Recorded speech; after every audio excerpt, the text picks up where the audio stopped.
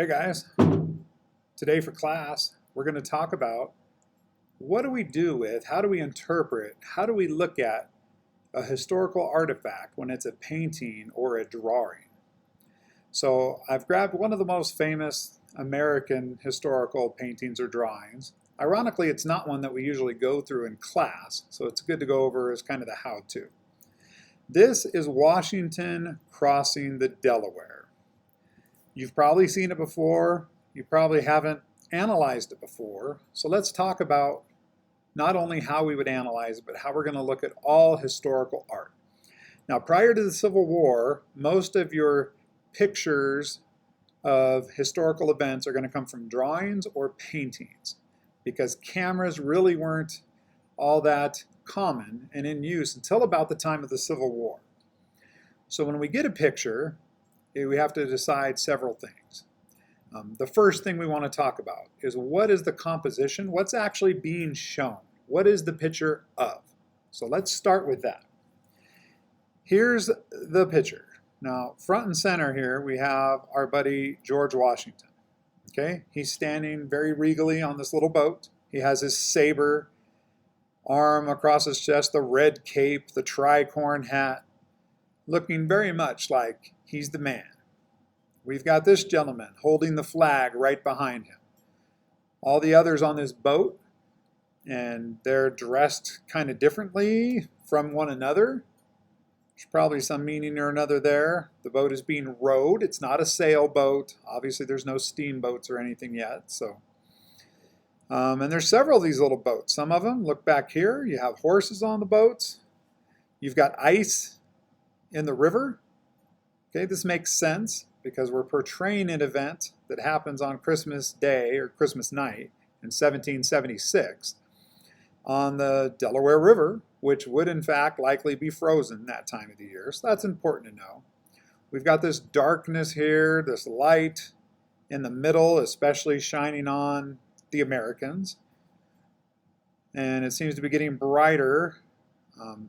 One thing to look at is if there's motion in the painting, which way are things moving?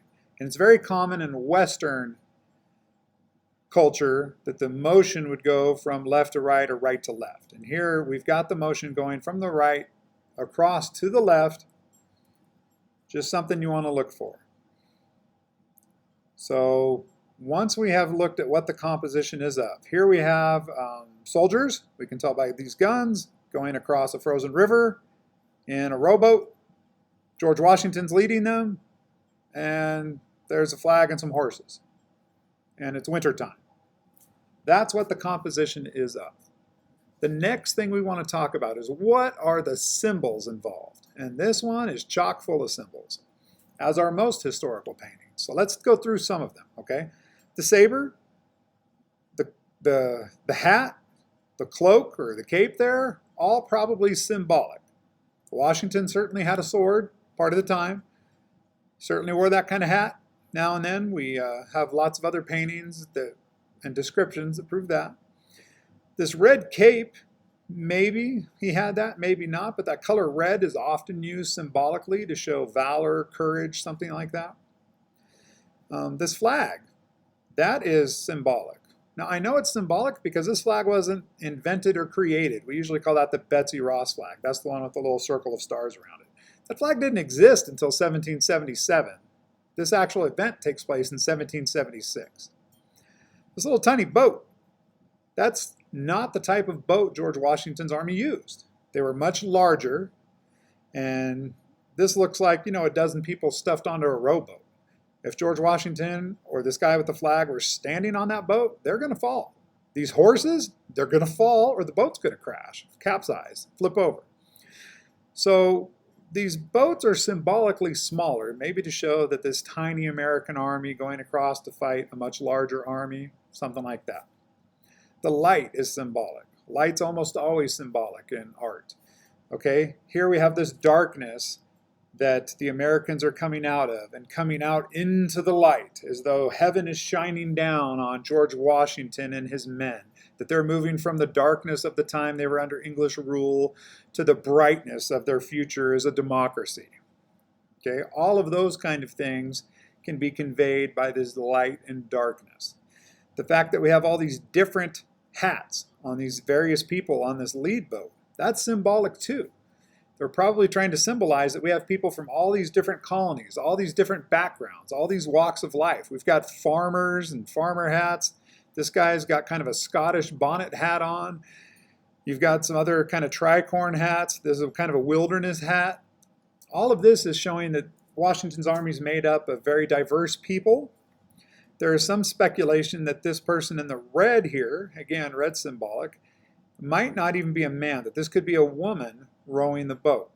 Now, we know that Washington had women in the army to perform various functions. The fighting was almost exclusively done by men, but there were women who helped out. So that could be true, or that could just be symbolic of the fact that his army did have women. Okay, we know that there were horses in this battle and others, but there were certainly not any on these little boats, because these little boats didn't even exist. So we're not going to see the entire army, but you see that the people in the boats keep going back and back and back. It was a rather large army. There's actually 3 groups involved in the battle that day, but only one could make it across the river because of the weather conditions, and that was Washington's lead group. Okay, the ice, symbolic. The ice on the Delaware River, the river just would have froze over in parts. That's why people couldn't get across at other places. If it would have just been in chunks of ice and these little mini icebergs, all of the army groups could have got across, but that's not what happened. So that's symbolic too. So there's lots of symbolism here. Color, light, the size of people, the placement of people. You see how George Washington's boat is right here in the front of the painting to show that he is leading his men across the river? That's symbolic too. It may have been true, so sometimes truth and symbolism can be there together. The next thing we would want to know is who painted this thing and when and why. Those 3 questions matter a lot if we're going to decide how much truth, how much value to give this painting. So what I did is I Googled Washington crossing the Delaware. Now the first one that comes up, of course, is Wikipedia. And because I'm a good person and of a historical mind, I immediately ignored that and looked for something else. So there's one here by the Met Museum, which is where the actual painting is right now. And there's one here by NEH, that's the National Endowment for the Arts, or the National Endowment for History, I'm sorry. So let's look at those 2. First one's from the Met. Here we have the person who painted it. He's German-American. He actually painted it not for America, but for Germany. And we'll figure out the why on that later. But this tells you when it was, the 1849, 1850. Okay, so in 1850 we have this painting. That's 75 years after it actually happened. And he had people positioned and modeled to kind of put it together. This tells you more about the painting, where it was and where it was sold. Okay, so then I moved on to the National Endowment of the Humanities. And here there's lots of information, which is going to explain the symbolism, but it also tells us that this was painted by a German for Germany. At that time in history of Europe, Germany's not really together as a single country yet. There's still groups and areas and provinces that haven't united. Germany was one of the last countries to unite in Europe. And so he painted this, and probably there's extra symbolism there, because I don't know if you know this or not yet, but Washington and these men, they're not really going to fight the British, they're going to fight the Hessians. That is German soldiers that the British hired to do some of the fighting for them, because they couldn't get enough soldiers in the field. And so here we have the Americans going to fight part of the German army, the Hessian army. And that could be symbolic of how the American way of doing things, the democratic way, is more enlightened than the old way of division and provinces like the Hessians were, having their own individuality and not being united. So there might be a whole deeper level of symbolism there, but that's not really germane to us studying it as Americans. Okay, reading through this article, and it's long, but it's not hard to read. It's all kind of bullet pointed. It tells you a lot about the different symbols.